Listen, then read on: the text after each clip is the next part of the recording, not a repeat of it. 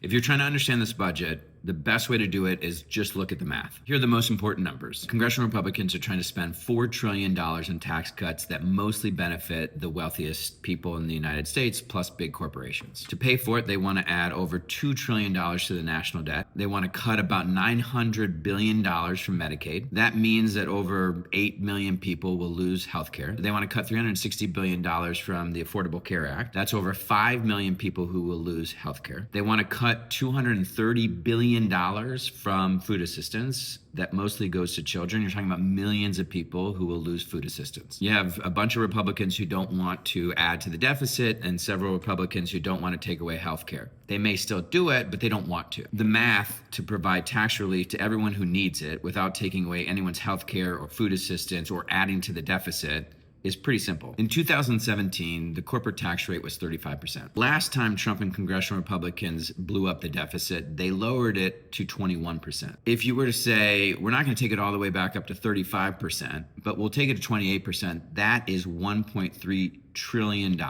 Right there. For the wealthiest people in this country, if you let their tax rate reset back to 39.6% from 37, it's well over $250 billion. If you did a minimum billionaire tax, call it the Elon tax, that would generate over $500 billion. Then you get rid of a few loopholes that only benefit the super wealthy. So if you make a few changes to the tax code at the top for the super wealthy and big corporations, no one loses their health insurance, no one loses food, and you don't add anything to the deficit. And if you get a few Republicans and Democrats to go through the Government Accountability Office reports, the GAO reports, and find waste, fraud, and abuse that you can agree on, you save a ton of money. Meaning that you can do all of this without taking away anyone's health care or anyone's food assistance or adding to the deficit. Some final math, that bill in the House would get 350 votes.